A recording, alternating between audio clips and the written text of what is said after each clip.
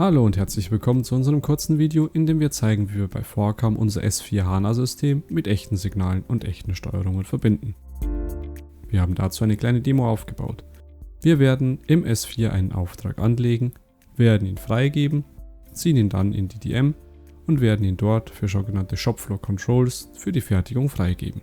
Und haben ihn dann über unsere Force Edge Connect verbunden, in der wir Maschinensignale, Statusmeldungen und Mengenmeldungen direkt aus der Fischer-Technik über eine S7-Steuerung mit dem DM-Auftrag synchronisieren. Starten wir dafür im S4 HANA und legen im CO01 einen Auftrag an. Wir fertigen einen Zahnkranz, den wir hier auswählen. Und dieser Zahnkranz ist Teil unserer 4CAM MES Flex Model Company, in der wir ein E-Bike herstellen. Für unsere Demo heute befinden wir uns unten in unserer Fischer-Technik, die wir mit 2 Bohrstationen und einer Stanzhilfe ausgestattet haben. Und hier fertigen wir unseren Zahnkranz. Das Szenario sieht technisch wie folgt aus. Wenn wir den Auftrag in der DM liegen haben, werden wir die Maschinen einschalten, wir werden ein Produktionssignal bekommen und mit diesem Produktionssignal starten wir den sogenannten Shopfloor Control, unsere kleinste Produktionseinheit, in dem Fall mit der Menge 1.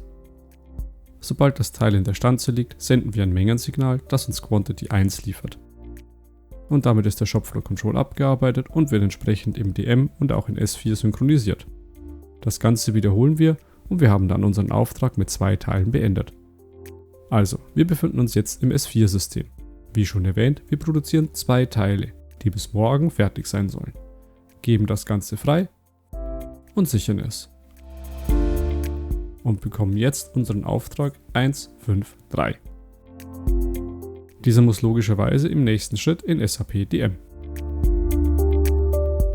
Also schauen wir hier und wechseln in unsere Digital Manufacturing Instanz. Hier gehen wir auf Managed Orders und sehen, dass unser eben angelegter Auftrag hier zur Verfügung steht. 153. Die 2 Mengen geben wir jetzt frei für die Produktion.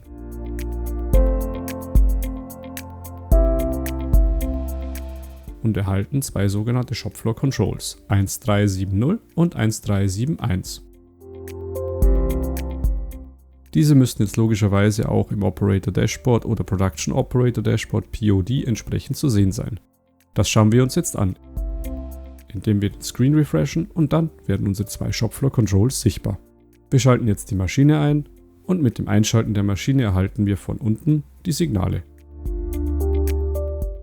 Wir sehen, dass automatisch der Shopfloor Control 1370 gestartet wurde. Werfen wir einen ganz kurzen Blick hinter die Kulissen der Maschinenanbindung, die sich hier befindet. Wie verbinden wir SAP DM mit Edge Connect? Hier sehen wir unseren Knoten Ravensburg und unseren Academy-Raum. Dort steht auch unsere Fischer-Technik mit ihrer S7-Anbindung. Wir gehen in den Node-Bereich und finden natürlich logischerweise unsere Fischer-Technik, die im Status Connected ist. Wenn wir einen kurzen Blick auf die Konfiguration werfen, sehen wir, dass wir hier ein Template verwendet haben, um diese Anlage anzubinden. Die Anlage hat natürlich die Bezeichnung, die sie auch beim Kunden hätte. Maschinenname, Maschinen-ID, Asset-Number und so weiter. Wenn wir jetzt schauen, wie wir die Daten nach oben in Richtung DM geben, gibt es hier verschiedene Möglichkeiten. Da SAP DM OPC UA direkt unterstützt, haben wir dies als Protokoll implementiert. Aber es lassen sich aus der Edge Connect auch weitere Protokolle sowie Datensenken, Datenbanken, Machine Learning und so weiter bedienen. Gehen wir zurück zu unserem Use Case. Wir haben jetzt unseren Shopfloor Control abgearbeitet und wenn wir das Ganze im DM-Order-Bereich noch einmal ansehen, sehen wir natürlich auch diese eine produzierte Menge auf unseren Auftrag. Wechseln wir jetzt zurück ins S4-System und hier in unsere Maske CO03, dann sehen wir, dass ein Teil zurückgemeldet wurde und auch unser Auftrag auf dem Status Teil Rück steht.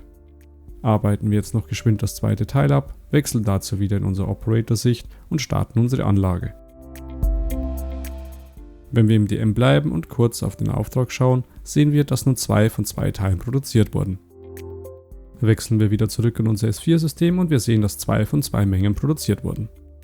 Der Auftrag ist von Teil rückgemeldet auf rückgemeldet gegangen und hat jetzt auch automatisch den Status geliefert bekommen. Noch einmal ganz kurz zum Übersichtsbild. Wir haben einen Auftrag angelegt, freigegeben, an SAP DM übertragen. Wir haben sogenannte Shopfloor Controls erzeugt, die dann am Operator Dashboard zur Verfügung standen. Diese haben wir über Status- und Mengensignale aus der Produktion aus einer echten S7-Steuerung synchronisiert. die abgearbeiteten SFCs und der Auftrag wurde geschlossen und wir haben zeitnah das S4-System synchronisiert, sodass auch der Auftragsstatus im S4 immer entsprechend passend war. Damit bedanke ich mich und wünsche Ihnen eine gute Zeit.